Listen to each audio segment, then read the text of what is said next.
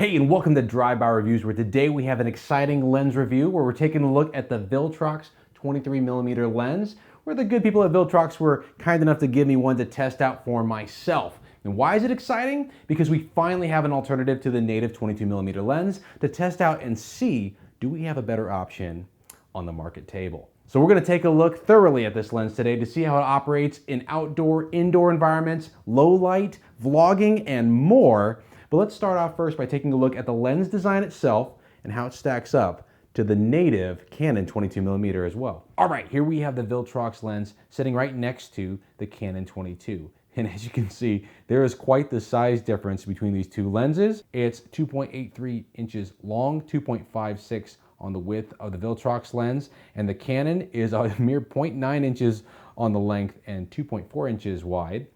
And this brings in a different weight too. 105 grams on the Canon versus 260 grams on the Viltrox. So obviously there's going to be quite the difference in weight and compact nature to these lenses, despite the fact that they have very similar focal lengths. But it still remains to be seen whether this greater size from the Viltrox brings about some greater performance. A couple other specs to keep in mind is that the minimum focus distance is about 12 inches on the Viltrox, whereas it's only 6 inches on the Canon. And there's also, of course, going to be a difference in filter size, 52mm on the Viltrox if you're going to use filters on that, and 43mm on the Canon. All right, now when it comes to the detail of the lens itself, this is one of the color options Viltrox offers, where it comes in this kind of nickel silver type color. And that's more of a personal preference. I don't mind having it in this color, but typically all my gear is in black. Beyond that, it has a nice focus ring with a really smooth resistance to it. Just as good as the native lenses in my opinion, but it also has an addition of this ring that controls aperture. Now this is something that might be on some of the older lenses I've seen, but I have not seen this on many new lenses I've purchased. But I do appreciate the extra additional option to controlling aperture as long as it doesn't get in my way. And what's nice about this is, although I do like controlling typically from the dials on the camera, and with this test today I'm utilizing the M6 Mark II camera body that has multiple dials you can utilize. Well, I typically like to use the front dial for aperture. However, if you're leaving this ring on auto, it'll go ahead and let the camera function as usual. You can go ahead and have the aperture controlled automatically or manually. But let's say you're controlling the aperture automatically and you want to switch to manual control. Well, that's what this lets you do without any switching of settings on the camera body itself. You can just go ahead and flick that aperture ring and it'll control it manually until you switch it back to auto. So I do appreciate the extra option, and I see where they're coming from on their design concept with that, and I think they executed it very well. So very nicely done, Viltrox, on that one. Now without any more further inspection, let's jump into the real world and see how this lens performs when it's put to the test. Here we go.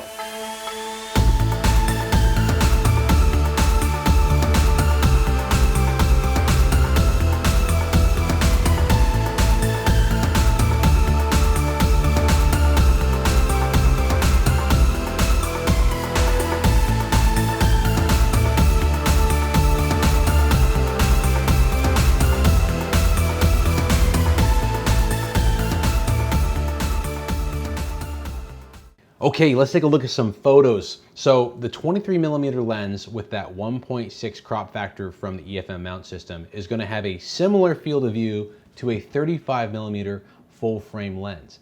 And of course that works really well for videography, as it gives that normal cinematic look we're used to from Hollywood. But when it comes to photos, it's going to basically put it in the middle when it comes to portrait use or indoor use, right? Because it's not very wide.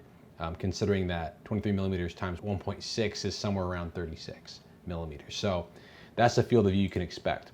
But I do want to say that when it comes to image quality, which is where we'll start before we get too much into the nitty-gritty of use, this lens does really excel with the white balancing system in the Canon body. This is the M6 Mark II, and as you can see, absolutely beautiful colors coming out of this lens and body combination.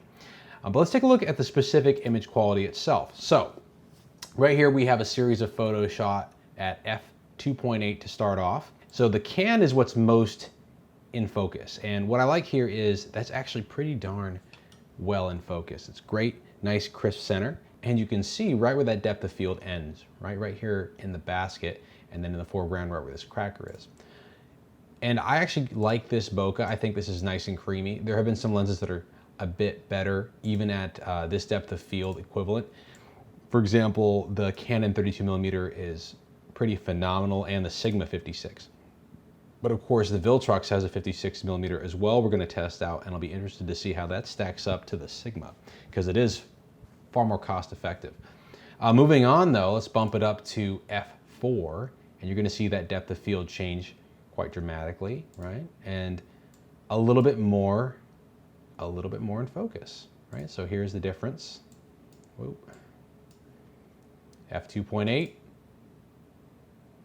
f4, right? That nice bump up in focus. And you're gonna see a subtle shift in the depth of field, and of course that bokeh starts to come a little bit more in focus with that busy background. But this is still a pretty good amount of separation coming from that center subject matter. Jumping up to f5.6, you can see a much larger depth of field here, right? Almost the whole basket is really in focus, and we're gonna have a little bit more increase in that sharpness from the center of the photo there. Very distinct on the blue versus white here on the writing. And then of course going up to f8. Now there is something here to notice, and we're gonna get into this with other photos here, but there is a change, a pretty dramatic one in exposure. And this is one thing that this particular Viltrox lens, and I'll be curious to see how the series works, because I do have the 33mm and the 56. But I'll be curious to see if this holds true, because it had a bit of trouble sometimes, I'm gonna call it trouble, with metering when it came to exposing the image when I was in aperture priority. And it actually held true in a couple other modes as well. So unless you're shooting manual, it kind of bounced around a bit. And you can see it's a bit dramatic here, right? Because at f10, it's just, that's too dark. You're gonna have to post edit this photo. Whereas this is maybe slightly overexposed, but I like the look a bit, well, a lot better than this. And these ones are, that one is probably the best right there at f4. But you can see it kind of jump around a bit from 2.8 to 4, and really significantly from 5.6 to 8. And of course that bats back down at f10. But as far as image quality, pretty darn good here right in the middle. And let's take a look. The edge of the photo, right, from f10, f8, let's go down to f2.8. No major issues there at all. In fact, this is actually pretty well done, and I really like the diversity of colors here in this photo, all the way from the blues, yellows, greens. You got pretty much everything in the whole spectrum here, and you can't argue with the fact that this does have quite a beautiful reception of colors working together with the M6 Mark II. Now here's another example of that metering issue. This is the same exact shot.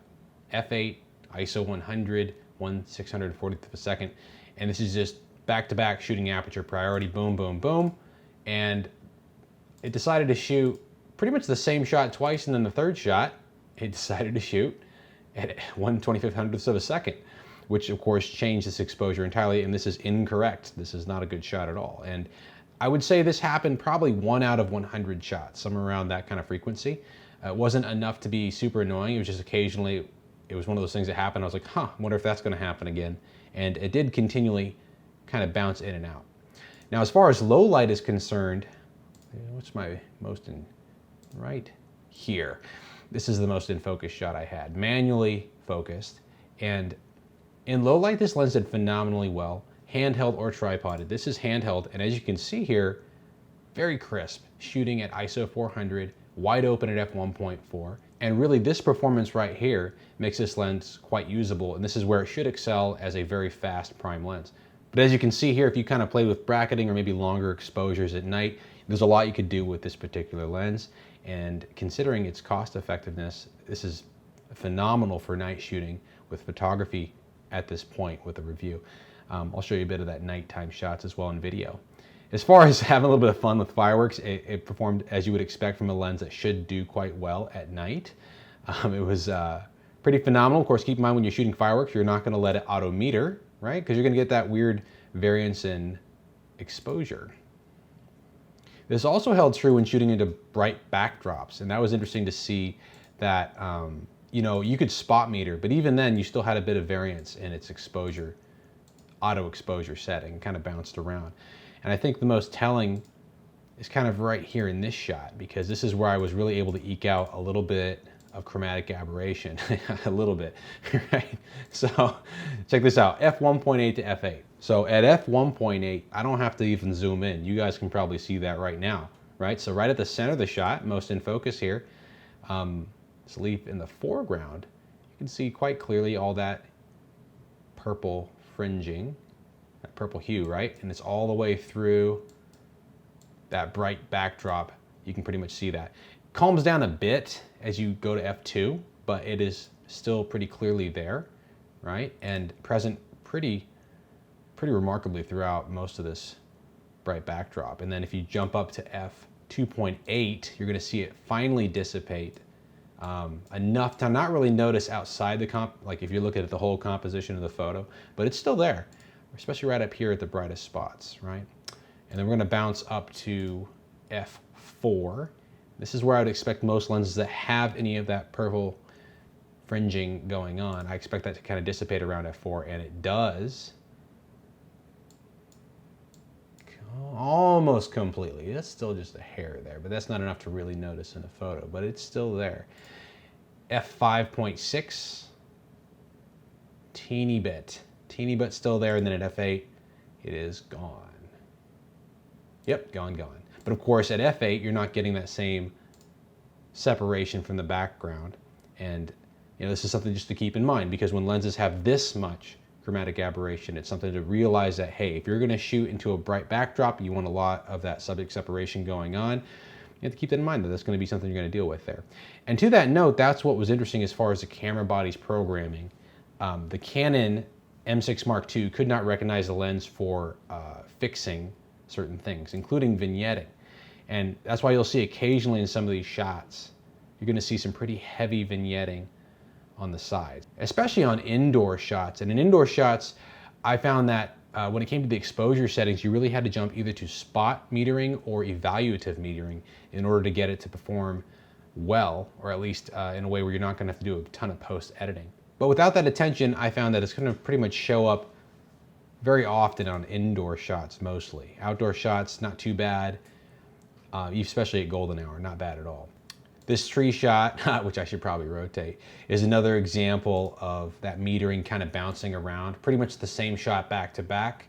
This was with spot metering on. And as you can see, even there, it kind of decided at one point to double the shutter speed.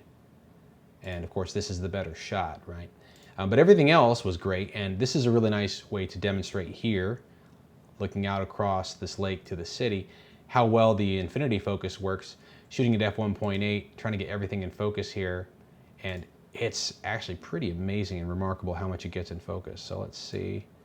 Yeah, here's a good example here. You can pretty much, you know, zoom in and see what these words say. Farm credit over there. I actually can't read that boat. What's that say? Flagship towing? Okay, no, I can't. Yeah, so pretty crystal clear, and that was actually really cool. As far as crystal clarity out of the center of these photos, you can pretty much expect really good performance out of the Viltrox 23mm lens. And once again, great colors there. Now, as far as field of view, going back to that, people sometimes like to use lenses for real estate photography specifically, or indoor shots, maybe inside of a car. And because of the crop factor, making this more of a 36mm full frame field of view, you're gonna find that it's not really the best option. You can do it. In fact, here's a great example of an indoor shot utilizing an HDR setting. So we're gonna go from just a normal shot, there's that metering issue indoors, pop open those windows and then go HDR, right? And so you can do it, but as you can see, the room looks quite small, and this is a relatively large room. In fact, I think this room itself is something like 1,000 square feet. But you would never know, because I can't get half, well actually 3/4 of the room into the shot anyways, and HDR of course crops a little bit. But even without the crop, you know, it still looks pretty small as far as a room. Like if I was looking at this photo, I would guess maybe a 500 square foot room, because you know, you have to back up to the wall. So as far as indoor shots or anything where you can't really back away from your subject matter, you're probably going to want something much wider than this. And there aren't that many wide angle lens options for the EF-M mount system. I'm hoping a lot more come out, especially prime options, and I hear Viltrox actually might answer the call on that one, so I'm excited to see that. But for now, the 23mm, you know, keep that in mind. If you're going to use it indoors, two things there. Maybe an occasional metering issue or exposure issue with it deciding to shoot a little bit underexposed most of the time. And then also, it's not going to have a wide enough field of view to really capture a ton of subject matter if you can't get away, far enough away from a room or an interior of a car or something where you're kind of tight spaced. When it comes to portrait photography, this lens performs extremely well. And of course, that makes sense because as a nice, fast f1.4 lens, it can have that great subject separation from the background, and it has a nice creamy bokeh, as you can see here. Now, one of the questions that we need to answer is how well does the autofocusing work when it comes to face tracking, eye tracking capabilities out of the EF-M line. This is the M6 Mark II, so it does have eye tracking. And as you can see here, pretty fantastic, right? Put the eyes right in focus. You can see the depth of field that's in focus is pretty much right here on the eye and the face, and it starts to fade out right halfway through pretty much the hair. So the back of the hair, or kind of like the back side of the hair, is already out of focus, putting the face in crystal clear view and the background in that nice creamy bokeh. Now there's a bit of, you could say, personal opinion when it comes to bokeh and how it looks, but as far as I'm concerned, if it doesn't have a very jagged blend, if it has this nice smooth blend, I really like that kind of bokeh in the background and foreground. And in portrait photography, this is one thing where it pretty much did extremely well when it came to continually producing similar results throughout the testing. So as you can see, the autofocusing tracked phenomenally well. Didn't matter how fast you took the photos, and it put the subject directly in focus. So you can pretty much trust the Viltrox 23mm to just run and gun on portrait photography if you put it into face tracking autofocus mode. When it comes to videos, you're going to notice that for the most part, you're going to have to activate an in-body stabilizer. So both the Canon M50, M6 Mark II, they have image stabilization you can turn on as well as enhanced, but each version of that, although it stabilizes more and more, has a bit more of a crop. So as you can see here with, this is enhanced stabilize, although it is quite stable, the image is quite cropped in. So it looks a lot more, we could say, narrow field of view than even a 35mm. But you know, it's just a bit too shaky without that. So here's an example of a road shot. Even trying to hold it steady with a dedicated cameraman, you're going to see quite a bit of shake here, even with enhanced on. So this is most likely a lens, due to its lack of image stabilization, that you're going to use while standing in a single position and pivoting or holding it steady yourself. That is to say, you could utilize it as a handheld camera, but you're going to get a lot more of the amateur type look unless you're using something like a gimbal, where you can back out of the image enhancement and have the gimbal be utilized as the major stabilizer.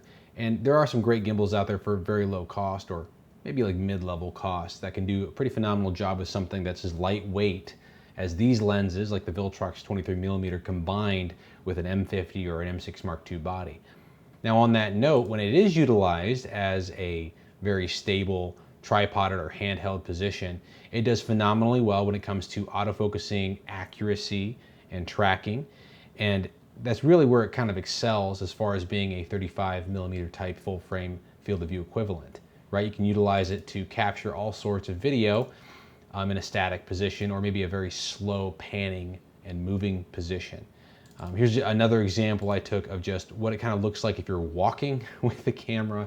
It's going to be shaky, very amateur looking unless you have some sort of outside stabilizer. This is enhanced mode, so this is about as stable as it gets, and this is walking as smoothly as possible. But as you can see, that weight shift from foot to foot as we have to go from single leg is going to just put that annoying shake in there where you can see a bit of that, you know, image in the middle kind of buzz a bit, go out of focus just for a second with that impact. Now going back to the image quality, you're going to see a bit of that chromatic aberration and purple hueing even in video, as well as a bit of a challenge to the autofocusing system if you're shooting into a bright backdrop. And this is somewhat near minimum focus range, around 1.5 feet away. But as you can see, not as snappy as it is if you're controlling it in a more neutral light environment. And of course you can see a bit of that chromatic aberration there in that bright backdrop.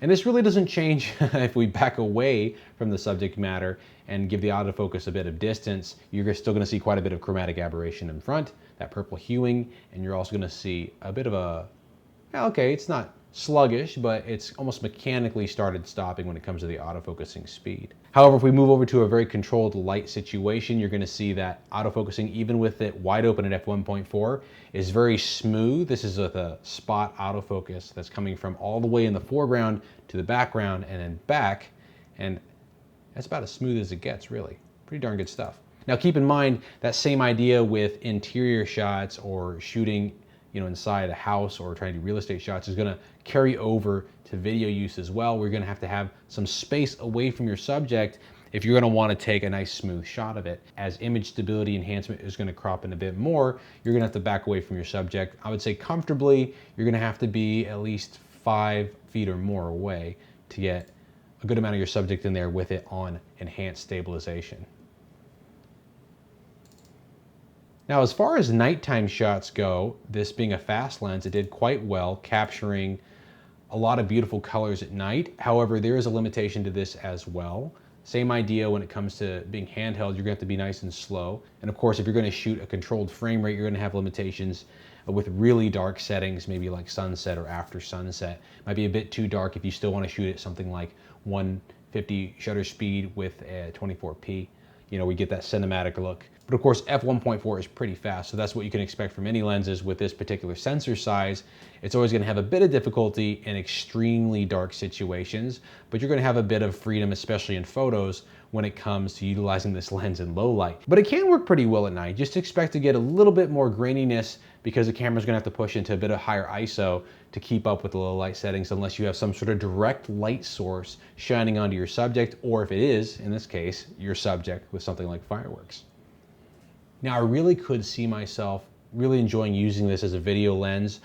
I would just keep in mind that as far as practically putting it into content on YouTube, I really would think having a stabilizer or having a tripod is probably the best way to go, and that's what I would do in the future utilizing this lens. But keep in mind, when it comes to versus the Canon 22 native lens, that's the exact same thing. The 22mm lens doesn't have image stability on it as well, and it has the same limiting factors when it comes to utilizing it for something indoors or close quarters, because it has that same pretty close to the same field of view look.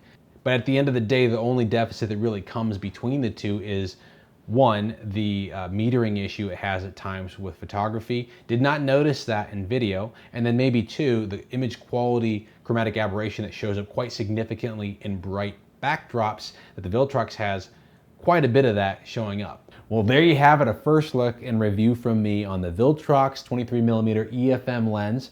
And I also like to add in that they did include a nice snugly fitting lens hood with all their lenses actually, and I always appreciate when a company includes the necessary gear in their neatly packed lenses. So thank you, Viltrox, for that. Now, coming down to brass tacks, I do think that this is a pretty good balance between cost and performance, as it's a little bit more cost effective than the native lens option near the same focal length. But you're going to have to keep in mind when you're looking for the lens for yourself if it's going to be okay if it has those couple of issues that I consider image quality issues. That first one being that purple fringing that happens with that bright backdrop. Right? Can you have a little chromatic aberration? Is that going to be an issue with your type of use, with video use or photography, as it showed up in both? And then also, two, are you going to be okay with a little bit of that autofocus hunting when you're shooting into a bright backdrop? And then three, just remember that, especially with the M6 Mark II, there's going to be a bit of that auto exposure kind of hunting if you're going to utilize an auto setting for exposure. And you're going to have a couple, maybe 1 out of 100 or so shots. It's going to kind of bounce around a bit on that exposure setting. So keep those points in mind, because if they don't bother you, then you can go for the more cost-efficient Viltrox option. Now, that being said, if you're interested in this lens for yourself, don't forget that I'm going to put links down in the description and the first comment below. And of course, let me know what your thoughts are on this lens in today's review. And if you have any further questions or requests, because surprise, surprise, I have the 33mm as well and the 56mm, which of course has some pretty steep competition from Sigma at that focal length on the EF-M mount system. And if memory serves me correctly, I believe they actually have a possible wide angle prime lens option coming out for EF-M mount, which would be fantastic. We need more of those for sure. As you saw today, there's some uses that you need wide angle, and we don't have that many options when it comes to the EF-M mount, maybe the 11 to 22. So look forward to more Viltrox videos in the near future, especially some direct comparison videos between the Viltrox options and the native lens options. And beyond that, thanks so much for being subscribed if you're subscribed. Don't forget to subscribe if you're you're not subscribed. And thanks for tuning in to this drive-by review.